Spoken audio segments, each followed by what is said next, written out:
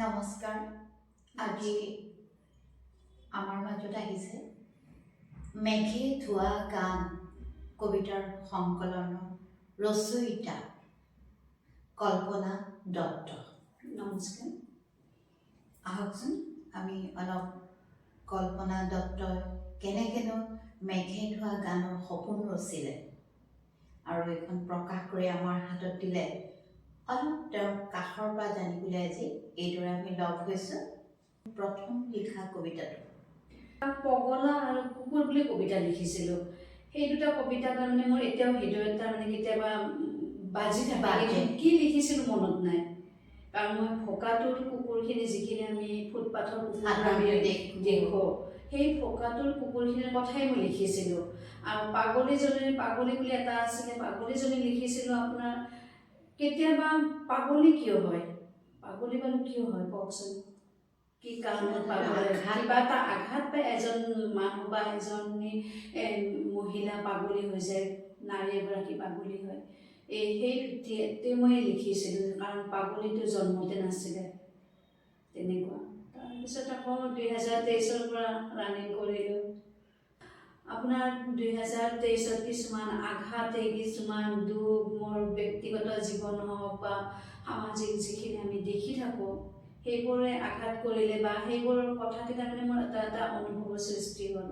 হয়, যেতিয়া আমি মেঘে ধোৱা গানখন যেতিয়া পঢ়িছোঁ, তেতিয়া মোৰ পঢ়ি এনেকুৱা এটা অনুভৱ হৈছে যে মানে মই তুমি বুলিয়ে যিহেতু মাতটো, কিবা এটা তোমাৰ ভিতৰত আঘাত আছে, যিটোৱে তোমাক তাৰমানে শব্দৰ আশ্ৰয় লৈ এইদৰে তোমাক মানে প্ৰকাশ কৰিবলৈ, নিজৰ ভিতৰৰ কথাখিনি ক'বলৈ এটা ভিতৰৰ পৰা তাৰণা এটা।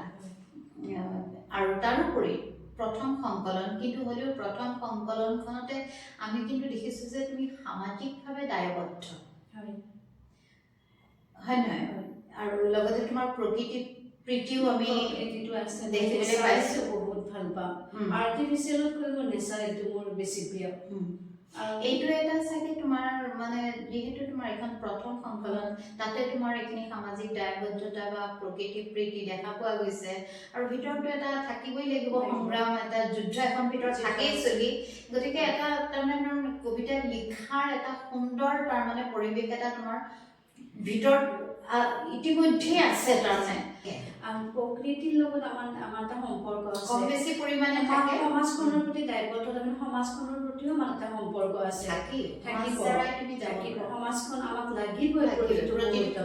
আমি সমাজৰ কামত আমি আগবাঢ়ি নাযাব পাৰোঁ, কিন্তু সমাজখন নহ'লে আমি চলিব নোৱাৰোঁ, তেনেকুৱা। আৰু মোৰ যিটো ব্যক্তিগত জীৱন, মোৰ দুটা নামেদি মই কৈছোঁ বাৰু। মোৰ এটা নাম, ঘৰুৱা নাম মোৰ মণিকা। সেই মণিকাটো মোৰ এতিয়া কিন্তু ক'ৰবাত হেৰাই গ'ল, কাৰণ মই মণিকাজনী এনেকুৱা আছিলোঁ যে মই তাৰমানে চঞ্চলা, এনি টাইম হাঁহি ভৰা মুখখন, মই এটা যদি মই এবাৰ যদি দিনটোত ডাঙৰকৈ নাহাঁহোঁ তাৰমানে, তেতিয়া মোৰ কি হয়, মই যে আজি দিনটো মোৰ অথলে গ'ল তাৰমানে। কিন্তু সেই মণিকা নামটো ক'ৰবাত হেৰাই গ'ল। এতিয়া এনেকুৱা হয় নেকি, মানে মণিকা হেৰাই যোৱা বুলি কোৱা কাৰণে তোমাক মোৰ প্ৰশ্নটো মোৰ ভিতৰত হৈছে যে এজনী ছোৱালী বিয়া নোহোৱালৈকে যিটো অৱস্থাত থাকে, মনৰ পৰিৱেশ মানসিক, আৰু বিয়াৰ পিছত সেই হাঁহি থকা ছোৱালীজনী হয়তো কাৰোবাৰ হাঁহিব নজনা হয়গে নেকি, এনেকুৱা হয় নেকি? হয় চাগে, কিন্তু মোৰ ব্যক্তিগত জীৱনৰ অভিজ্ঞতাৰ পৰাই কৈছোঁ, কিছুমান এনেকুৱা জীৱনটোত ধুমুহা আহি গৈছিল বা আহিছিল, তাৰমানে ব্যক্তিগত কি ক'ম, যে মোৰ মুখৰ হাঁহিটো মোৰ নাইকিয়া হৈ গ'ল ক'ৰবাত। গতিকে তোমাৰ কবিতা মানে সন্ধালনিকৈ একেৰাহে মানে নিমগ্ন হৈছে কবিতাৰ লগত 23 চনৰ পৰা। মই তাৰমানে কিছুমান ক'লোঁ, তাৰমানে মই তাৰমানে সুখটো এনেকুৱাকৈ অনুভৱ কৰিছিলোঁ যে মোক ক'ৰবাত মোক অলপ সুখ নালাগে, শান্তি লাগে।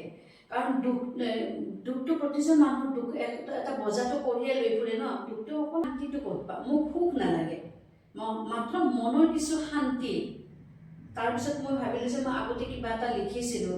তেতিয়া ছোৱালীজনীয়ে মোক ক'লে, মোৰ ছোৱালীজনীয়ে ক'লে যে মা তুমিতো আগতে লিখিছিলা, তুমি কিয় এতিয়া নিলিখা? লিখাচোন, যদি তোমাৰ যদি সেইবোৰ বস্তু এতিয়াও তোমাৰ তাত লুকাই আছে, তুমি লিখা ষ্টাৰ্ট কৰা। তোমাৰ এতিয়া এনেকুৱা লাগে নেকি যে আগৰ যিজনী কল্পনা লিখাৰ আগৰ আৰু এতিয়াৰ কল্পনাৰ মাজত কবিতাই কিবা এটা পাৰ্থক্য আনিছে নেকি? আনিছে, বহুত পাৰ্থক্য। আগৰ কল্পনাজনী ঘৰুৱা পৰিৱেশত এজনী গৃহিণী হৈ আছিলোঁ, গৃহিণী। আৰু ক'ৰবাত নহয় ক'ৰবাত মই তাৰমানে কি মই নিজকে লুপ্ত কৰি থৈ দিছিলোঁ, যে মোৰ লুপ্ত গুচি গৈছিল, নিজৰ পৰিচয়টো হেৰাই গৈছিলোঁ। মোৰ পৰিচয় বুলিও এটা কবিতা আছিলে, মই ইয়াত নিদিলোঁ বাৰু, এইখন কিতাপত নাই, কেতিয়াবালৈকে ওলাম আৰু সেইটো। কিন্তু নিজৰ পৰিচয়টো আমি ক'ত পাওঁ বাৰু কওকচোন? ক'ত আছে আমাৰ নিজৰ পৰিচয়? নিজৰ কৰ্মৰ দ্বাৰাই আমাৰ পৰিচয়। কাৰণ কৰ্মই ধৰ্ম আৰু কৰ্মৰ মাজতে আচলতে আমাৰ পৰিচয়। কাৰণ চাব, যেতিয়া মই সৰু থাকোঁ মাকৰ ছোৱালী, যেতিয়া ডাঙৰ হ'ম দেউতাকৰ ছোৱালী, বা তেওঁৰ ভনীয়েক কাৰোবাৰ ছোৱালী, মোৰ নিজস্বতাত একো নাই। এইটো থাকে। এতিয়া তোমাৰ মনত পৰেনে যে তুমি এনেকুৱা হয় নেকি যে কাৰোবাৰ কবিতা পঢ়ি স্কুলীয়া কালত বা কলেজীয়া কালত খুব ভাল পাইছিলা, যাৰ বাবে নেকি কবিতাও তোমাৰ যেন বুকুত কবিতাৰ পোখা এটা গজিছিলে, পুলি এটা, এনেকুৱা লাগেনে? কবিতা বুলি ক'লে তাৰমানে কবিতা বুলি নহয়, মই কিতাপ বহুত পঢ়িছিলোঁ সৰু কালৰ পৰাই। মোটামুটি কাৰণ দেউতা মাষ্টৰ আছিলে, শিক্ষক আছিলে। তেওঁ তাৰমানে যেতিয়া তেওঁ গৰম বন্ধত হওক বা কেতিয়াবা স্কুলৰ চৰকাৰী স্কুলবোৰত আগতে কিতাপ দিছিলে ন, বহুখিনি কিতাপত তাৰমানে সাধু কথা হওক, বুঢ়ী আইৰ সাধু হওক, পাঞ্চৰাজ কি কয় আপোনাৰ এইখন বীৰবলৰ হওক, তাৰ যিকোনো সাধু হওক আৰু তেওঁ সাধুবোৰ আনি দিয়ে, কিতাপবোৰ আনি দিয়ে, আমি তেনেকৈ পঢ়োঁ। সেই পঢ়ি এটা মই সৰু কালৰ পৰাই মোৰ এটাই হাবিয়াস আছিল, কিবা যদি লিখিব পাৰোঁ, কিবা এটা যদি কৰিব পাৰোঁ। আপোনাৰ তাৰমানে এই হাবিয়াসটো মোক তাৰমানে এতিয়াও টানি থাকে। এতিয়াও মই কবি নহয় বা মই লেখিকা নহয়। আচলতে মন নভৰে। তুমি লিখিছা কবিতাই হওক বা কোনোবাই ছবি আঁকিছে, তেওঁলোকে তাতেই শেষ নহয়, মন নভৰে। ইয়াৰ পিছত আৰু কিমান এটা উৎকৃষ্ট হ'ব পাৰে। যি নহওক, মানে ধৰা তুমি কবিতা পঢ়া বা যি কামেই নকৰা সৃষ্টিশীল পথাৰত, তুমি সমানে পঢ়াটোতো তোমাক লাগিবই। তাৰোপৰি জীৱন পাতকে পঢ়িব লাগিব, হয় নহয়? গতিকে এই কথাটো কেনেভাৱে লোৱা? তাৰমানে পঢ়াটোতো লাগিব মোক। মই এতিয়া কিছুমান কিতাপ কিনিছোঁ বা মই পঢ়ি আছোঁ কিছু কিতাপ, বা কিতাপ পঢ়িলেও মই তাৰে বস্তুখিনি কেনেকৈ লিখিছে মই সেইটোৱে চাইছোঁ। তেওঁলোকক মই অনুসৰণ কৰা নাই। মোৰ নিজস্ব ভংগীমাৰে, নিজস্ব হেৰিৰে মই লিখিছোঁ। নিজস্ব শৈলীটো মোৰ যিটো অনুভৱে মোক চুই যায়, তাৰমানে সেই অনুভৱেৰে লিখোঁ। কিন্তু মই পঢ়িছোঁ নীলমণি ফুকনৰ কবিতা পঢ়িছোঁ, বা হীৰেন ভট্টাচাৰ্যৰ কবিতা পঢ়িছোঁ, হোমেন বৰগোহাঁইৰ কিতাপ পঢ়িছোঁ, বা ফণীন্দ্ৰ কুমাৰ দেৱচৌধুৰীৰ অনুৰাধাৰ দেশ কিতাপখনে মোক সৰু কালতে ছোৱালী অৱস্থাতে সেইখনে চুই গৈছিলে, কাঞ্চনখনে চুই গৈছিলে, অসীমত যাৰ হেৰাল সীমা। আৰু বেছিকৈ মই ক'ব গ'লে ইমানখিনি কিতাপৰ মাজত যেতিয়া মই মামণি ৰয়ছম গোস্বামীৰ মই আধা লিখা দস্তাবেজ আৰু মামৰে ধৰা তৰোৱাল পঢ়িছিলোঁ, তেওঁৰ সেই দুখন কিতাপে ক'ৰবাত নহয় ক'ৰবাত মোক চুই গৈছিলে।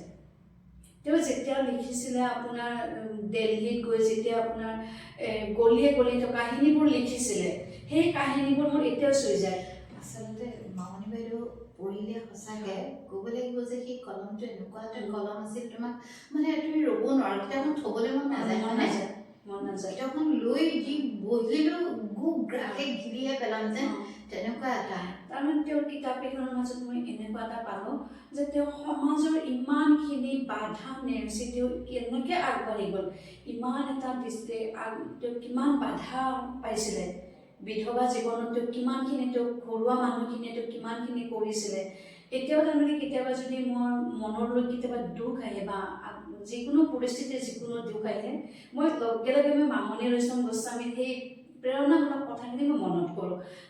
এতিয়া তুমি ধৰা অসমীয়া সাহিত্যৰে হওক বা আমাৰ ৰাষ্ট্ৰীয় পৰ্যায়ৰ কবিয়ে হওক বা দেশী বিদেশী কবি, তাৰে মাজত সকলোতকৈ তোমাক অন্তৰ চুই যোৱা তোমাৰ কাষৰ কবি কোনোবা আছেনে? কাষৰ কবি এতিয়া মোৰ কাষৰ কবি বুলি ক'লে হীৰেন ভট্টাচাৰ্যৰ কবিতা মোক চুই যায়। তাৰপিছত আপোনাৰ ক'ব গ'লে ৰবীন্দ্ৰনাথ টেগোৰ তেনেকৈ পঢ়ালে যদি এটা দুটা কবিতা মোক চুই যায়, কিন্তু এইটো মুখস্থ নাই দেই বাইদেউ, কিন্তু চুই যায়। আৰু বাংলা কিছুমান কবিতা আছে, তাৰমানে তেওঁলোকৰ কবিতাবোৰ শুনিলে ভাল লাগে। ভাল লাগে। বাংলা কবিতাবোৰ মোৰ বহুত প্ৰিয়, আৰু হিন্দী ভাষী কবিতাও ভাল পাওঁ। ভাল লাগে হিন্দী ভাষী কবিতা, কথাবিলাক কয়, আৰু তেওঁলোকৰ শায়েৰীবোৰ কবিতা নহয়, তেওঁলোকৰ শায়েৰীবোৰ কৰে, বহুত ভাল লাগে তেওঁলোকৰ সেইবোৰ তাৰমানে। আৰু হীৰেণ ভট্টাচাৰ্যৰ কবিতাই মন চুই যায়। এটা পাঠ কৰি দিবা নেকি আমাৰ দৰ্শক শ্ৰোতা? মই কিতাপত হীৰেণ ভট্টাচাৰ্যৰ কবিতা মই লৈছোঁ ক'বলৈ। ব্যৰ্থ হৰ মই মৰি গৈছোঁ ভিতৰে ভিতৰে, এই যে কথা পাতো গান শুনো আনকি তোমাৰ গানো, সেয়া অভ্যাস। পানীৰ তলত থাকে জানো মৰা মাছ? আচলতে মই মৰি গৈছোঁ তিলে তিলে, বৰ কষ্টকৰ এই উশাহ। আৰু এইটো চুই যায়। তোমাৰ মেঘেধোৱা গানৰ পৰা এটা কবিতা পাঠ কৰি দিয়া। পঢ়িছো মেঘেধোৱা গান, ভাল লাগিছে। তুমি হয়, তুমি নিজৰ মতে লিখিছা, কাকো অনুকৰণ কৰিছা তেনেকুৱা নহয়। তোমাৰ নিজৰ এটা ক'বলগীয়া কথাখিনি তুমি নিজস্ব ভংগীৰে প্ৰকাশ কৰিছা, ভাল লাগিছে। এটা কবিতা।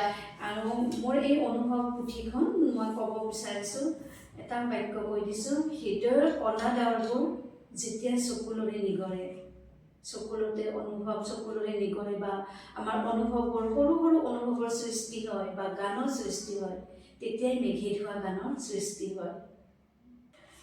মেঘেধোৱা গান। মোৰ কলিজাটো কেঁচা সেউজীয়া কুমঠিৰা, তাত নতুন ভাইৰাছৰ জন্ম হৈছে, ক্ৰমশ অনাগত দিনত বাঢ়ি গৈ থাকিব। বৰ্ষণ মুখৰ ৰাতি মেঘেধোৱা গানত, হৃদয়ৰ বৰষুণৰ বিন্দু বিন্দু টোপালত তেজ বৰষে, বুকুৰ চোতালত গাঢ়কৈ কৰাল বান্ধে। কেতিয়াবা মেঘৰ গাজনিৰ সৈতে ৰাউচি যোৰা শিলৰ কান্দোন, জোৰকৈ আহে সংগোপনে, কোনেও দেখা নাপায়, কোনেও শুনাও নাপায়।